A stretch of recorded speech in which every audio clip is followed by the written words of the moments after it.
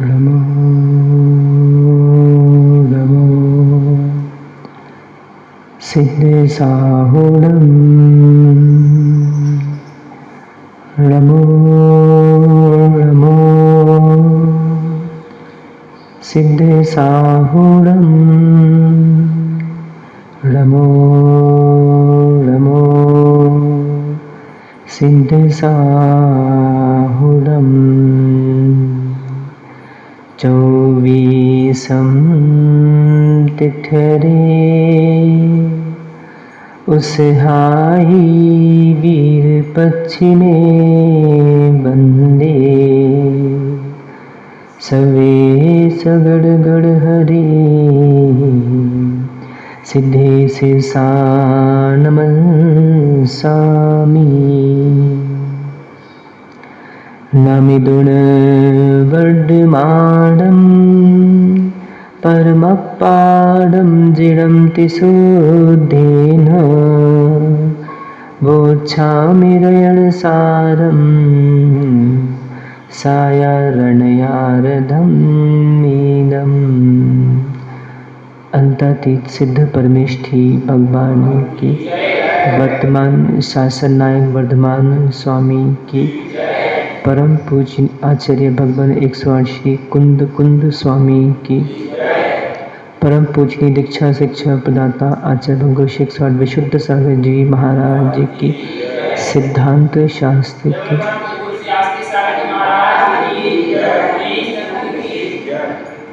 बंधु, हम सभी श्री पद्म प्रभु स्वामी के श्री चरणों में शिव श्री की प्राप्ति के लिए श्री जिन देशना का श्रवण कर रहे हैं। जीवन का कोई सार है तो वह रहनसार है। इसकी प्राप्ति जिसने की है, निर्वाण की प्राप्ति उसने की है। इस संसार में अनेकानेक जीव हुए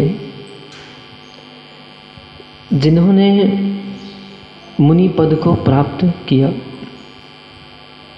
आचार्य कुंद स्वामी यहाँ गाथा क्रमांक 87, 88, 89 इन गाथाओं में मुनियों के स्वरूप की चर्चा कर रहे हैं। अभी यहाँ श्रावकों की कोई चर्चा नहीं है, श्रावकों के लिए कोई उपदेश नहीं है। यह हमारी बात आचार्य कुंद स्वामी कह रहे हैं कि मुनि का स्वरूप क्या होता है, मुनि किन किन चीज़ों से पृथक रहते हैं, मुनियों का कैसा जीवन होता है। आज बहुत से लोग हमसे पूछते हैं कि बताओ आपके महाराज ये क्यों करते हैं, आपके महाराज ऐसे क्यों रहते हैं। तो हमारे पास कोई उत्तर नहीं होता और हम उनके सामने हार जाते हैं। कोई पूछ लेता है आपके महाराज नग्न क्यों रहते हैं, कोई नियम, हमारे पास कोई उत्तर नहीं रहता, हम अपने मन का उत्तर दे देते हैं। कोई हमसे पूछता है कि तुम्हारे मुनिराज जो हैं, साधु जो हैं, उन्हें सब कुछ त्याग दिया, फिर ये क्या लेके घूमते रहते हैं। तो ऐसे बहुत से प्रश्न, खड़े होकर भोजन क्यों करते हैं, आदि आदि बहुत से प्रश्न जो मन में आते हैं। पहले उनका व्याख्या करके ये आगे कुंद स्वामी जी की गाथाओं को भी मैं यहाँ पे ले रहा। सर्वप्रथम यदि हम देखें दिगंबर मुनिराज की परिभाषा देखें, द्रवलिंगी मुनि और भावलिंगी मुनि, यहाँ से प्रारंभ कर रहे हैं। बड़े ध्यान से सुनना होगा ताकि हम भी सुन सकें और दूसरों को भी हम समझा सकें। और स्वयं जब आर्य का मुनि हमको बनना है तो हम भी इन्हीं क्रियाओं का अभ्यास अभी करते हुए हम भी आर्य का मुनि बने। किसी को देखने की आवश्यकता नहीं है, वो कैसे हैं, वो कैसे हैं, हम तो अपनी चर्या, अपनी क्रिया सुधारें। नहीं तो बहुत से ऐसे रहते स्वयं के स्वरूप में तो पता चला बिल्कुल कुछ भी नहीं है, कोई चर्या नहीं, कोई क्रिया नहीं, बोलने का तरीका नहीं, दिन भर कसाय में मान में बैठे हैं और दूसरे पे लांछन लगाने में हम बिल्कुल कमी नहीं करते। तो हमारा जीवन थोड़ा सा परिवर्तित करना होगा। हम अपने आप को देखें, हम कितने पानी में हैं। तो यहाँ पे स्वरूप मुनिराज का कह रहे हैं कुनकुन स्वामी। उसके पूर्व मुनिराज की परिभाषा यदि देखें अपन, मैंने भी कुछ दिन पहले भी कहा था, इसको रत्नकरण श्रावकाचार्य जी से यदि ग्रहण करें, आचार्य समंतबद्ध स्वामी जी का जिन्होंने व्याख्यान दिया है, विषय आशा वशातीतो निरारंभो परिग्रह ज्ञान ध्यान तपोरक्त तपस्वी स प्रशस्यते, ये दिगंबर मुनियों की परिभाषा है। जो विषय आशाओं से रहित रहते हैं, इंद्रिय विषयों से कोई मतलब नहीं है। यदि हम मुनिराजों के 28 मूल गुण देखें, इस परिभाषा में वो भी आ रहे हैं। स्पर्शन इंद्रिय विषय, चाहे हल्का हो, भारी हो, कठोर जमीन मिल जाए, मुलायम मिल जाए, पाटा भी मिल जाए, तो खिन्नता नहीं लाते। पर हाँ, ऐसा भी नहीं है कि श्रावक को बिल्कुल अरे अब महाराज को तो कैसा भी लगा दो, बैठना तो है ही, ऐसा नहीं। पाटा मुनिराज का हमेशा ध्यान रखें, कभी हिलता नहीं होना चाहिए है।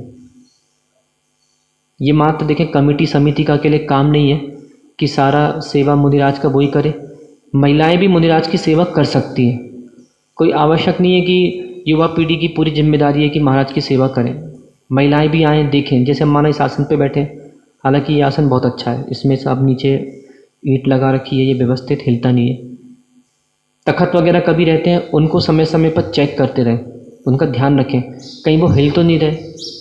मुनिराज के पाटों में कभी चींची की आवाज़ नहीं आना चाहिए। पाटे ऐसे हों कहीं छेद नहीं होना चाहिए, नहीं तो क्या होता है, श्रावक आते हैं, पाटों पे चावल चढ़ाते हैं और चावल चढ़ाने के बाद वो चावल छेदों में जाते हैं, सम्मुचन जीवों की उत्पत्ति होती है।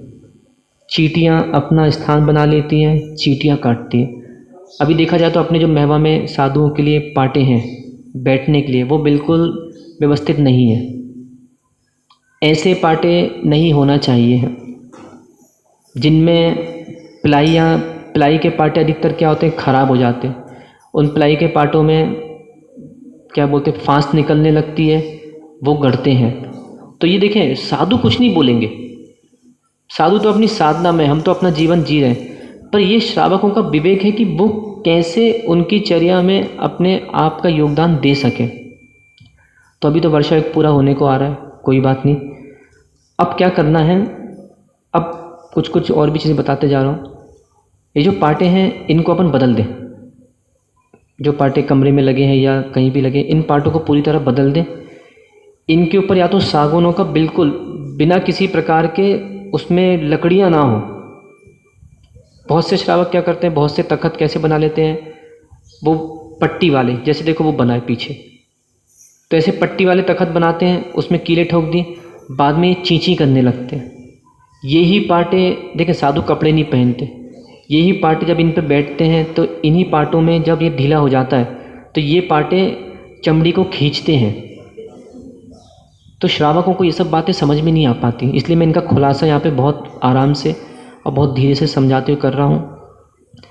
या फिर उनमें अच्छा सागौनों का बिल्कुल अच्छी लकड़ी लगाओ ताकि उसमें किसी प्रकार का छेद ना हो और वो व्यवस्थित पाटे बने रहें। ची ची की आवाज़ पाटों में नहीं आना चाहिए है मूल बात। तो ये पाटे ऐसा होना चाहिए। तो साधु तो क्या है, वो तो देखो श्रावक ने कहा महाराज जी बैठिए तो बैठ जाते, पर फिर भी अपना भी ध्यान रखते, कहीं माना ऐसा पाटा है बहुत ज़्यादा ही है तो उस पर बैठते भी नहीं हैं, कुछ और व्यवस्थाएं बनाई जाती हैं। तो विषय से अतीत होते हैं, कैसा भी कठोर हो, मुलायम हो, चलो भैया ठीक है बैठे, कसाई नहीं करते। कैसा श्रावक है,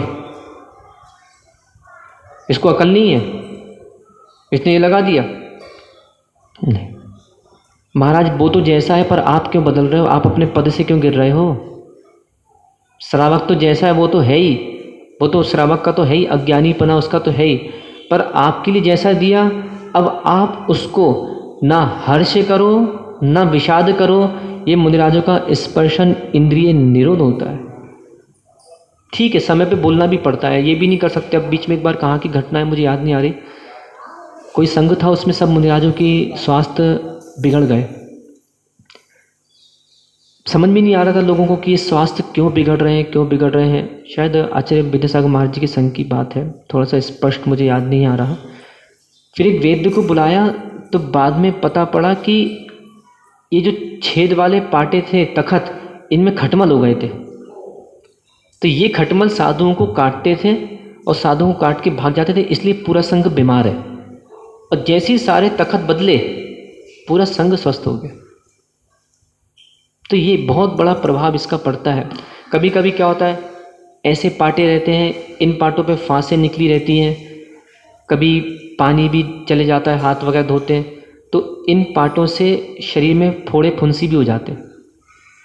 तो एक बार फुंसी हुई और मान लीजिए कहीं उस पर नाखून लग गया, कहीं हाथ लग गया, फिर वो फोड़ा, और कहाँ पे, जहाँ से आपके स्थान पे बैठना है वहीं पे वो फोड़ा हो गया। अब आप कैसे बैठोगे? और आपको प्रतिदिन प्रवचन भी करना है, आपको प्रतिदिन कक्षाएं भी लेना है, आपको प्रतिदिन अपनी नियमित क्रियाएं भी, सामायिक भी करना, सब देना है आपको।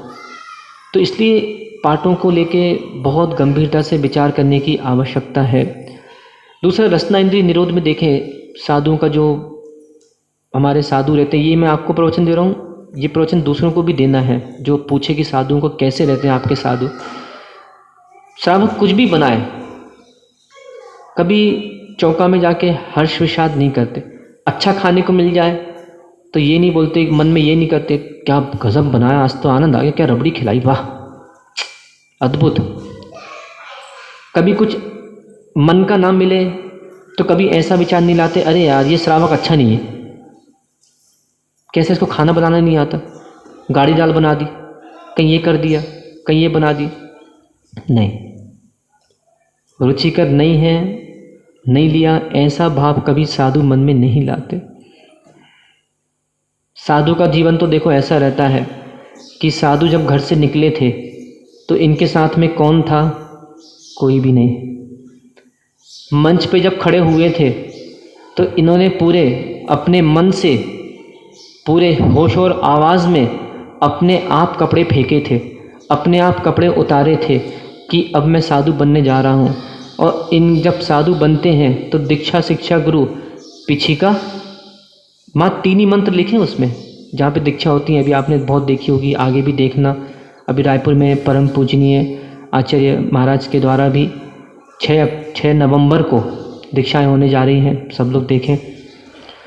तो उस समय मात पिछी दी गई थी, एक कमंडल दे दिया गया था, और कहीं तुम्हारा मस्तिष्क यहाँ वहाँ ना भटक जाए, क्योंकि अभी माँ तुम्हारे कपड़े उतरे, भाव नहीं उतरे। भाव ऐसा है कि उतार चढ़ाव भावों में चलता रहता है, पूरे जीवन काल में साधुओं के उतार चढ़ाव चलता है। नहीं तो अंत समय में भी भोजन मांगने की जो आदत है, अपन ने देखा भगवती आराधना जी में भी मैंने बहुत बार व्याख्यान दिया है कि अंत समय तक भी छपक पद के प्राप्त भी साधु विवल हो जाते हैं कभी कभी। किसकी दृष्टि कब हो जाए कि हमें भोजन खिला दो, हमें ये पसंद है, त्याग करने के बाद भी राग हो जाता है। ये कोई आवश्यक नहीं कि किसी ने त्याग कर दिया उसको राग ना हो। त्याग कर दिया, बड़े बैरागी बने, और बाद में क्या हुआ, आसक्तपना आ जाता है कि नहीं, अच्छा खाना मिल रहा है, अच्छा खाना दो। तो साधु कभी भी सरस हो या नीरस हो, उसमें कभी भी उदास नहीं होते। जब दीक्षा होती है तो साधु को बाई नहीं दी जाती कि ये रसोईया, ये बाई रख लो, ये रसोईया रख लो, ये तुम्हें जीवन भर तुम्हारे साथ रहेगी, ये चौका चूल्हा आटा बेसन रख लो, ये तुम्हारे साथ रहेगा, और अपनी रोटी खाते रहना, जैसा मन का हो वैसा लेना, खाते रहना, अपना जीवन जीना। नहीं। दिगंबर जैन आमना में जो भी आचार्य कुंदकुंद स्वामी भी यहाँ पे कहेंगे, मैं गाथा को पढ़ूंगा, हो सकता है आज ना हो पाए, कल बताएंगे। अभी 2-3 दिन ये विषय अपना चलना है, बड़े ध्यान से सुनना है। अधकर्म, दिगंबर जैन साधु अधकर्म नहीं करते। पंचसूना जो ये सब कहलाते हैं, आरम सारम, ये नहीं करते।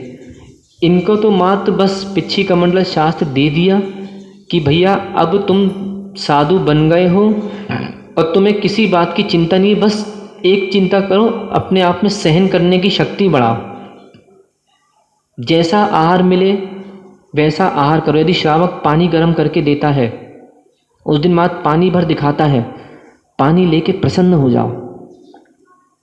मन में ये धारणा नहीं होना चाहिए कि अरे आज इसने हमको काजू नहीं खिलाया, आज इसने मीठा नहीं बनाया, आज इसने नमकीन नहीं बनाया, आज इसने पनीर की सब्जी नहीं बनाई, आज इसने कैसी दाल बना दी, आज सब्जी में नमक नहीं था, आज ये नहीं था। ऐसा विचार नहीं करते। पर श्रावक को भी ये बात ध्यान देने योग्य है, श्रावक भी भोजन ऐसा बनाए जिसमें कि साधु के लिए उत्साह उमंग बना रहे। देखो, साधु का तो काम है ही कि साधु स्वादु नहीं होता, साधु तो साधु है, रसना इंद्री का नियंत्रण करके ही साधु बना जाता है। ये जो संघों में ब्रह्मचारी पद रखा जाता है कि तुम पहले ब्रह्मचारी बन के 1-2 साल रहो, तुम्हें देखेंगे कि तुम अधिक, तुम्हारे अंतरंग में कहीं घर के प्रति राग तो नहीं है, नहीं तो तुम बाद में पिछी कमंडल ले लो, नाक कटवा दो संघ की। कहीं तुम्हारे अंतरंग में अधिकतर कहीं रसना इंद्री के प्रति लोलुपता तो नहीं है कि ये खाना है हमको, ये खाना है हमको, ये खाना है हमको, वो खाने। तो पता लगा साधु बन गए, भक्तों से सेटिंग कर ली कि एक काम करना, हमारे लिए डब्बे में ये ले आना, हमारे डब्बे में वो ले आना। श्रावक लाए वो बात भिन्न है, पर साधु इन सब चीज़ों से विरक्त रहते हैं। साधु ये सब धारणाएं बिल्कुल नहीं बनाते। श्रावक भी कभी ये ना सोचे कि हम महाराज को ये दे रहे हैं, हम वो कर रहे हैं तो उनके ऊपर एहसान कर रहे हैं। इसको एहसान नहीं बोलते, इसको बोलते हैं हम अपना कर्तव्य निभा रहे हैं। क्योंकि श्रावक के लिए दान पूजा बहुत बड़ा कर्तव्य कहा गया है। तो दिगंबर साधु सरस नीरस भोजन में कभी ना चेहरा बनाते हैं, पसंद रहते हैं। श्रावकों से कभी भी, जैसे श्रावक आ भी जाए तो कभी ऐसा भी नहीं करते कि श्रावक उसमें बहुत ज़्यादा उदास हो जाए। इसलिए मैं श्रावकों को भी बोल रहा हूँ कि साधुओं के मुंह मत खुलवाओ। बहुत गंभीरता से बता रहे ये विषय। बहुत से श्रावक आके साधुओं से पूछ लेते हैं कि महाराज जी आज आपने ये क्यों नहीं किया, आज आपने वो क्यों नहीं किया, आज आपने ये क्यों नहीं किया। इससे क्या होता है, साधु ने एक बार बोलने का प्रयास किया तो बोलने लगते हैं साधु। तो ये हमको बहुत गंभीरता से इस बात का ध्यान रखना है कि ज़्यादा पूछो मत। महाराज जी आपको क्या पसंद है, हाँ बैठ जाओ, महाराज जी आपको क्या पसंद है, हम आपके लिए वो बना के खिलाएंगे। अब मान लो श्रावकों ने पूछ लिया, इसलिए साधुओं से अनुराग तो करना है पर राग नहीं करना। बहुत सा हमारा युवा मंडल, बालिका मंडल, हमारा कभी युवा पुरुष, महाराज जी आज हमारे ते चौका लगना है और आपको क्या पसंद है आप बताओ तो हम आपके लिए वो ही बनाएंगे। अब माना किसी ने साधु से ये बात पूछ ली और साधु के वैराग्य में थोड़ी सी कमी आ गई और कहीं आसक्ति होकर उसने बोल दिया कि हमारे लिए तुम एक काम करना, ये बना देना। उन्होंने बोल दिया और श्रावक ने बना दिया। अब क्या होगा, बना दिया, अब साधु के मन में क्या बात आ गई कि चलो भैया ऐसी भी व्यवस्थाएं बन जाती हैं, तो जैसा जैसा अब अन्य गांव में जाना होगा वैसा वैसा बनाते जाएगा। तो श्रावक ने क्या किया, साधु को बिगाड़ दिया। देखिए बहुत गंभीर बात मैं आपको बता रहा हूँ, इसलिए कभी भी ज़्यादा आहार संबंधी चर्चाएं अपन बिल्कुल बंद रखें। आहार संबंधी चर्चाएं कभी किसी साधु से ज़्यादा ना बोलना, ना कभी पूछना। तो रसना इंद्री के विषय में साधु सरस हो, नीरस हो, शांत, जैसा मिल गया धीरे से ले आए। नमक है तो भी हम तो बताया ना, हम तो जब से साधु बने तब से आचार्य जी ने यही सब साधुओं को सिखा रखा है कि देखो बेटा, न गर्म पानी की आदत डालना, न ठंडे पानी की आदत डालना। क्योंकि मान लो कहीं आपको आदत पड़ गई कि नहीं मुझे शुरू में ठंडा पानी चाहिए और कहीं श्रावक ने गर्म दे दिया, तो पानी तो कम गर्म है, हे महाराज हे साधु आप ज़्यादा गर्म हो जाओगे। जैसे मैंने कल बताया था श्रावकों के बारे में। देखिए अभी 3-4 दिन श्रावक की कोई चर्चा नहीं होगी, श्रावक को संबोधन होगा कि वो साधु की चर्या में कैसा सहयोग करें और साधु को ज़्यादा देखे ना। ये भी संबोधन बीच बीच में देते जाऊंगा मैं, नहीं तो कभी कभी क्या होता है कुछ बुद्धियाँ दुर्बुद्धियाँ हो जाती हैं। ऐसी व्याख्या सुनने के बाद साधुओं के ऊपर दृष्टियाँ थोड़ी और ज़्यादा दृष्टि रखने लगते हैं, तो बीच में वो भी संबोधन दूंगा मैं। तो यह कह रहे हैं कि पानी कैसा भी हो, चाहे ठंडा हो चाहे गर्म हो, प्रारंभ से यदि साधु ब्रह्मचारी बनने का जो साधु बनता है, साधु बनने का यदि उसने अपनी चर्या वैसी बना ली तो उसका जीवन बड़ा सुखी रहेगा। और यदि उसने साधु ने अपने जीवन में ऐसा मन बना लिया कि नहीं मुझे तो शुरू में ठंडा ही चाहिए, और कहीं सुशील ने गर्म डाल दिया तो पता चला तम आ गए। अब महाराज आप साधु नहीं बचे। अब जो आहार कर रहा है वो एक नंगा आदमी आहार कर रहा है उस समय, क्योंकि आप अपने भावों से गिर चुके हो। अब आप साधु, अब आप श्रावक का आहार नहीं ले रहे, अब आप श्रावक की रोटियां तोड़ रहे हो वहां जाके खड़े होके। विचारणीय विषय है। साधु कभी विचार नहीं करते कि भाई नहीं हमको इतना ही चाहिए, इतनी मिर्च देखो घट्टू भाई, लौकी में इतनी मिर्च होनी चाहिए, थोड़ी बहुत भी कमती रही तो ध्यान रखियो। हाँ ऐसा है, ये सब भाव नहीं लाते। फीकी लौकी है, धीरे से ले लिया, नहीं लेना, आपको भगवान ने 2 हाथ दिए, थाली दिखाई जाती है, उंगली उठाई, हमें ये नहीं चाहिए। थाली क्यों दिखाते हैं? इसलिए दिखाते हैं कि आपको जो सामग्री नहीं चाहिए आप धीरे से अलग कर दो। आपको ले रहे हैं, जैसे माना कोई किसी ने कोई सामग्री बनाई, हमने लिया, हमको नहीं भाया, तो धीरे से बहुत शांति से शांत परिणामों से अंजलि बंद कर ली। ये नहीं कि अरे कैसा श्रावक है, बनाना ही नहीं आता, इसने ये कम कर दिया, ये कर दिया। नहीं, कच्ची रोटी हाथ में आ गई, धीरे से आप उस ग्रास को गिरा दो, बहुत शांति से अंजलि बंद कर लो, और बाद में उसको संबोधन दे दो कि देखो भैया कच्ची रोटियां अभक्ष होती हैं, आप साधुओं को कच्ची रोटियां मत खिलाओ, और आराम से। ये कौन करता है मालूम है? जिनको ये जो जल्दी जल्दी करती ना चौके में महिलाएं, ये कच्ची रोटी बना देती हैं। कभी कभी कभी भी रोटी बना के स्वयं उठा के देखो, कहीं किन्नौर कच्ची तो नहीं है, कहीं कच्ची तो नहीं है। टारगेट मत रखो कि हमें आधे घंटे में 50 रोटी बनाना है। अब तुमने टारगेट रख लिया तो घर को भी कच्ची खिलाओगे और साधु को भी कच्ची खिलाओगे। तो साधु तो ऐसे हैं कि वो तो रसना इंद्री में सरस भोजन मिले तो आनंद है, क्योंकि तपस्या है, साधना है। नीरस भोजन मिले तो आनंद है, तपस्या है, साधना। ना सरस में ज़्यादा हर्ष करते हैं, क्योंकि यदि हर्ष करेंगे तो रस गाढ़ा हो जाएगा। मतलब आपने क्या किया, जिस श्रावक के आप भोजन करने गए, यदि आपके अंदर ऐसा भाव आ गया कि इस श्रावक ने बहुत अच्छा भोजन बनाया था, और आपने आके उसका व्याख्यान कर दिया दूसरे साधुओं से कि देखा आज तो हम वहाँ गए थे, कितना बढ़िया रबड़ी थी आज तो वहाँ पे, और कितना बढ़िया गुलाब जामुन बनाए थे, और बहुत आनंद आ गया। तुम्हारा क्या है?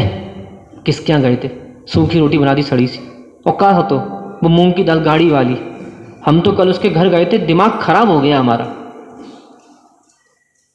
पता नहीं क्यों चौका लगा लेते, आता ना जाता। ऐसी वाणी यदि साधु के मुख से निकले तो समझ में नहीं आता कि साधु है कि श्रावक। साधु कभी ऐसी बातें नहीं करते। सरस में ना हर्ष करते हैं, नीरस में ना विषाद करते हैं। ये दिगंबर मुनियों की वीरचर्या होती है। घ्राण इंद्रिय, कोई पदार्थ यदि अशुभ दिख भी जाए सड़कों पे, कहीं यहाँ वहाँ, तो भागा भागी नहीं करते, ये भागो भागो बदबू आ रही। महाराज आप सम्यक दृष्टि हो, आपका निर्विच चिकित्सा अंग है। दुर्गंध में विषाद मत करो, सुगंध में हर्ष नहीं करते। चक्षु इंद्रिय निरोध में चक्षु इंद्रियों का दिगंबर मुनि अभ्यास करते, नियंत्रण करने का अभ्यास करते, नीचे देख के बैठने का प्रयास करते। नासाक दृष्टि, जितना देखेगा उतना बेभल होगा। जिस साधुओं की नासाक दृष्टि होती है, श्रावकों से भी कह रहा हूँ, जितनी जिन की पलकें बहुत तीव्र झलक भड़कती है ना, अपने पलकों को रोकने का प्रयास करो। देखो, ध्यान दो, अपनी पलकों पे ध्यान दो कि मेरी पलक कितनी बार झपकती है, उसकी गति को मंद करो, अच्छे ध्यानी बनोगे। साधु इन पे अभ्यास करते हैं। श्रावकों को भी देखते हैं ना, श्रावक भी जैसे माना कि समय है, कुछ नहीं है तो कहो टीवी खोल के बैठ जाए, कुछ नहीं है तो कहो चबूतरे पे बैठ जाए। अरे मुंह का मौन लेना कोई बहुत बड़ी बात नहीं है। चक्षु इंद्री का मौन लो तो जाने। नहीं तो आज अभ्यास करके देखना, घर में रात में आंख बंद करना और फिर बैठना, स्वयं देखना मेरी आंखें कितनी देर में खुल जाती है। मतलब मेरे अंदर में दुनिया को देखने का कितना भाव आ रहा है, अपने आप समझ में आ जाएगी कि अभी मेरा नियंत्रण कितना है।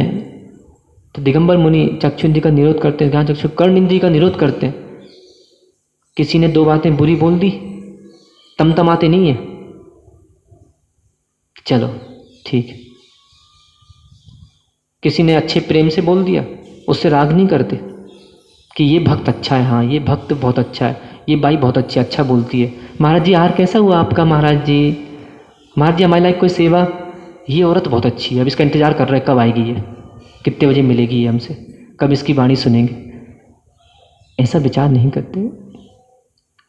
ना कर्ण इंद्री के शुभ शब्दों में हर्ष करते हैं, ना अशुभ शब्दों में विषाद करते हैं। पर हाँ, यदि कोई ऐसा श्रावक जिससे ऐसा लग रहा है, क्योंकि फिर देखें ये एक व्याख्या, दूसरी व्याख्या भी मैं कहता हूँ, धर्म नासे क्रिया धुन से सुसिद्धांत विप्लवे अप्रष्टे वक्तव्य तत्स्वरूप प्रकाश ने, ये भी आगम में साधुओं को आज्ञा दी है। यदि कहीं धर्म का नाश हो रहा हो, कहीं यदि श्रावक कोई क्रिया का ध्वंस कर रहा हो, कहीं कुछ शास्त्र का विप्लव हो रहा हो, कोई व्यक्ति गलत पढ़ रहा हो, कोई व्यक्ति गलत बोल रहा हो, तो बिना पूछे आप उसको वहाँ टोको, आप उसको सीधा आप अपना मुख खोलो। क्योंकि यदि आप बैठे रहोगे कुछ नहीं बोलोगे तो ये आपका स्वार्थीपना कहलाएगा। अभी निर्विकल्प अवस्था नहीं है मुनिराजों की, सविकल्प अवस्था है, सराग अवस्था है। धर्म प्रभावना इनको करना है, तो धर्म प्रभावना के लिए कभी कभी समाजों में साधुओं को उग्र भी होना पड़ता है। तो उग्र होने के लिए, पर हाँ अब माना कोई साधु उग्रपना आ गया, किसके कारण? श्रावक के कारण। साधु उग्र हो गए, तो उस समय श्रावक को क्या विचार करना है कि महाराज में उग्रता क्यों आई। उस समय घोषणा ठप्पा मत लगा देना तुम लोग, तो घोषणा कर दो, अरे बाप रे महाराज गुस्सा करते हैं, अभी हम साधु नहीं बचे, अब हम नहीं जाएंगे इनको नमस्कार करने। उस समय ये विचार करना कि महाराज के कषाय परिणमन होने का क्या कारण है। तो उस समय स्वयं अपने हाथ जोड़ो।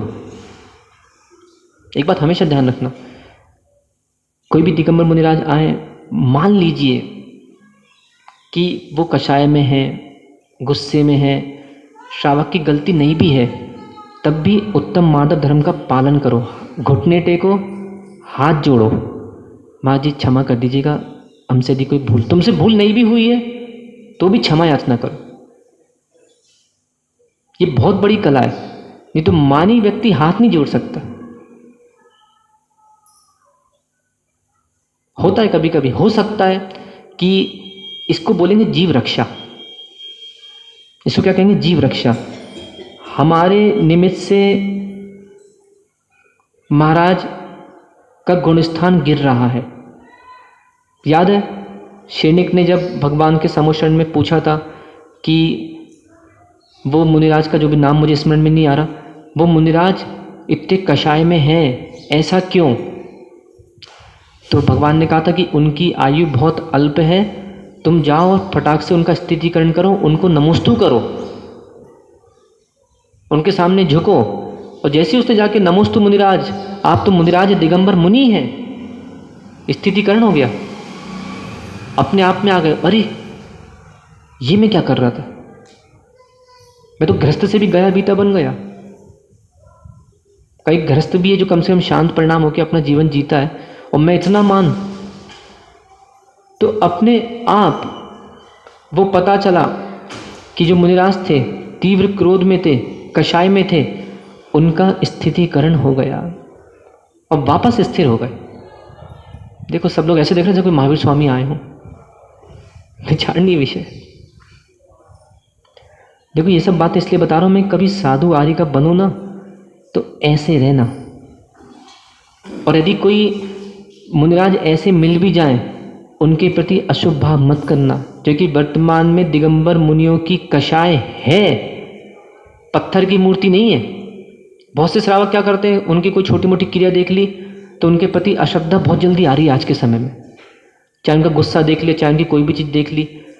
तो भैया यदि वर्तमान में मुनिराज के कषाय का अभाव कर दोगे तो छठवां गुण स्थान नहीं मान सकते कण्णन योग की अपेक्षा।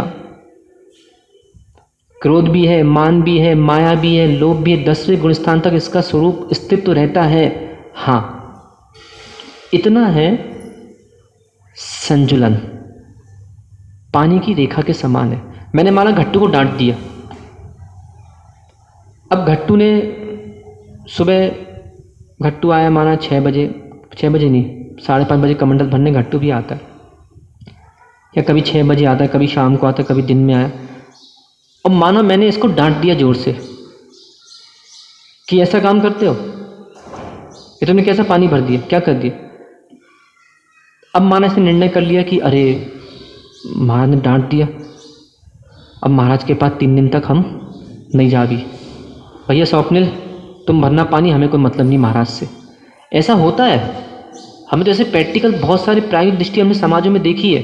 अब माना किसी का जन्मदिन था, किसी की शादी की सालगिरह थी, किसी का कोई त्यौहार था, किसी का नया साल था, किसी की दिवाली थी, उसको चौका लगाना था। अब उसको कहीं चौके का नंबर नहीं मिला, या उसके लिए कहीं दूसरे लोगों को चौका लगाना था, नहीं देते, जाओ हम चौका नहीं लगाएंगे। अरे महाराज से कौन सी दुश्मनी है भैया मेरे। कुछ आपस में, कुछ श्रावकों की आपस में अनबन हो जाती है कभी कभी, तो रहता है महाराज के कमरे में यदि वो बैठेगा तो हम नहीं जाएंगे महाराज के पास। क्यों? क्योंकि महाराज उससे ज़्यादा बात करते हैं, हमसे हम नहीं जाएंगे। तो स्वयं ने, पता चला स्वयं ही महाराज से उन्होंने दुश्मनी ले ली। तो ये सब बातों से अपन उभर के बाहर आ जाए। बड़े हो चुके हैं, प्रौढ़ हो चुके हैं, समझदारी आ जाए। तो माना मैंने उसको डांट दिया, तो उसमें क्या विचार करना है कि महाराज प्रतिदिन तो नहीं डांटते। 3 महीने से मैं देख रहा हूँ महाराज ने मुझे डांटा नहीं, आज क्या हो गया। पहले अपने आप से प्रश्न करो, तो मध्यस्थता भाव आएगा, तो मन पता पड़ेगा कि अच्छा आज मैंने कुछ गलत कार्य कर दिया तो महाराज ने डांट दिया। तुरंत आओ। ये नहीं कि जिसको बोलते ना, क्या बोलते हैं आपकी भाषा में, तूफान आ गया, उसको क्या बोलते हैं, जैसे होता है ना बहुत से लोग, गुस्सा तो ठीक है, तो कॉमन शब्द है गुस्सा, तो एक बोलते हैं बुरक गए, तूफान आ गया। अब तूफान आ गया तो पता लगा कमरे से भाग गए। ऐसे चिंतन करो, पुनः उनके चरणों में आओ। महाराज जी, वो मेरे निमित्त से आपको कषाय आ गई थी, क्षमा कीजिएगा, अज्ञानता से मुझसे ऐसा गलती हो गया, अब मैं आपके सदुपदेश अनुसार ध्यान रखूंगा। वापस स्थिर हो गए। आपने उन मुनिराजों का, उन मुनिराज का जो कषाय में थे, आपने उनकी विशुद्धि को, मतलब आपने साधु की जान बचा ली। और कहीं आपके निमित्त से परिणाम अशुभ हुए, साधु की हत्या कर दी आपने। ये बहुत बड़ी बड़ी बातें हैं। हम अपने स्वभाव में ऐसे जीते रहते हैं कि हमको ये सब बातें का अंतर नहीं पड़ता। और आज के समय में समझ रहा हूँ बहुत से दिगंबर मुनि हो गए, तो ज़्यादा हाँ होंगे, तो जे भी हैं, जे भी हैं, जे भी हैं। कभी भी क्षेत्र में भी जाओ ना, तो कभी ऐसा मत करना। बहुत से श्रावक क्या करते हैं, 2-4, माना कि एक संघ में या बहुत सारे संघ हैं, सब में शिखर जी हैं, अन्य क्षेत्र हैं, 20-20, 25-25 साधु हैं मान लीजिए, तो 2-4 के दर्शन किए, अरे हाओ सब वही तो हैं, अब बात तो छोड़ो, तो कर तो लाए दर्शन, अब क्या करें। ऐसा नहीं है। जब लड़की देखने की बात आई थी, तब पिताजी से नहीं कहा था कि पिताजी एक ही फोटो बहुत है, तब तो और कहते और ले आओ, धरत जाओ, लाद जाओ, सब देख भी हम तो, कहीं मोबाइल पे, कहीं इंस्टा में, कहीं यहाँ कहीं वहाँ। उस समय मन नहीं किया। और अभी कहीं साधु की बात आती है, अच्छी हमारी युवा पीढ़ी भी देखते हैं ना, बहुत से मंदिर होते हैं, मंदिर में बहुत सी कहीं बेदी होती है, कहीं क्षेत्रों पे जाओ तो 2 मंदिर का दर्शन कर लिए, और पापा अब हमें नहीं करने, तुम जाओ, हम इतने कुरकुरे खा रहे। ऐसा नहीं। प्रत्येक श्रावक को प्रत्येक प्रतिमाओं को देखना चाहिए। यहाँ भी देखो, जितनी मूर्ति जिनालय में, कितनी मूर्ति होंगी इसके अंदर, करीब मुझे लगता है 20-30 मूर्तियाँ हैं इसमें, 50 के आसपास कितनी मूर्ति जितनी भी हैं, इधर भी अपनी उतनी मूर्तियाँ, 20-25 मूर्तियाँ। प्रतिदिन एक एक मूर्ति का दर्शन करो। मूल नायक को भी देखो और बाकी मूर्तियों के भी दर्शन करो एक एक करके। जब चलो यहाँ तो हम सुकुल सागर हैं, जब बड़े संग होते हैं 20-20, 25-25 साधु भी जैसे पथरिया आ रहे हैं, नीचे बैठोगे, नीचे बैठ के एक एक मुनिराज का दर्शन करो। समूह में दर्शन भिन्न है, पृथक दर्शन भिन्न है। ऐसी यहाँ पे इतनी सारी प्रतिमाएं, सबके चेहरे भिन्न भिन्न हैं। ध्यान से देखना, बिरली मूर्तियाँ होंगी जिनके चेहरे एक से होंगे, सबके चेहरे भिन्न भिन्न है। सबका पृथक पृथक दर्शन करो। क्या पता कौन सी प्रतिमा अच्छी लग जाए, कौन सी प्रतिमा का चेहरा हमको अच्छा लग जाए और हमारा वैसा चेहरा बन जाए। कि देखो कितनी शांत है, कितनी वीतरागता है। और मेरे चेहरे पे देखो दिन भर क्रूरता रहती है, दिन भर मस्तिष्क में लकीरें रहती हैं, आंखें चढ़ी रहती हैं, दिन भर तमतमाए रहते हैं। तो ये बहुत बड़ा एक हेतु दिया है। जितनी प्रतिमा जहाँ हो सबके पृथक पृथक। मैं तो बोलता हूँ जितनी प्रतिमाएं सबको अर्घ दो प्रतिदिन। यदि जिनालय में 20 मूर्ति हैं, चावल ले जाओ, पृथक पृथक मूर्ति को पृथक पृथक अर्घ दो। कभी उधर जाते हो ना, क्या बोलते हैं, शादी वादी में गए हो ना, शादी में जाते हो तो क्या करते हैं, एक साथ में रोटी सब्जी कोई नहीं खाता। बिरली होंगे जो रोटी सब्जी खाएंगे। बहुत से क्या करते हैं, चलो भैया गिनेंगे पहले। सुशील भाई गिनता है खड़े होके, 1 2 3 4 5 6 20 आइटम बने थे। तो अब वो लेके जाएगा थाली, थोड़ा दही बड़ा, थोड़ा जलेबी, थोड़ा गुलाब जामुन, थोड़ा काजू कतली, थोड़ा पपड़, थोड़ा सलाद। उसको पूरे 20 स्टॉल, एक भी कम ना हो जाए। फिर थाली में गिनेगा पूरे हो गए कि नहीं हो गए, 1 2 3 4 5। हाँ, अब हम आराम से खा भी। तो जब भोग की बात आती है तो इसको सब चाहिए। मतलब योग की बात आती है तो एक भगवान को अर्घ देके भाग जाता ये। तो विचारणीय विषय है। देखिए समय तो इसमें बहुत ज़्यादा समय हो गया, अभी तो हम विषय से आगे ही नहीं बढ़े। विषय के बाद आशा, अभी आशाओं की तो बात ही नहीं करी, फिर भी इसको हम पुनः समझेंगे। वास्तव में सबसे श्रेष्ठ पद आज वर्तमान में कोई है, उसका नाम मुनि पद है। वैराग दृढ़ है तो इससे शांति का, और हाँ, पंथवाद, संतवाद, अपनी ख्याति, लाभ, पूजा, इन सब से रहित यदि जीवन है साधुओं का, परिग्रह आदि आडंबरों से रहित यदि जीवन है तो बहुत आनंद का जीवन है। और दिगंबर मुनिराजों का क्या क्या स्वरूप है, हम पुनः इसको कल समझेंगे कि क्यों पिछिका रखते हैं, क्यों खड़े होकर भोजन करते हैं। पिछिका नहीं रखेंगे, कमंडलू नहीं रखेंगे, शास्त्र नहीं रखेंगे तो क्या क्या हानियाँ हो सकती हैं। इन सब चीज़ों की व्याख्या हम कल पुनः समझेंगे। नमो लोए सब साहुडम।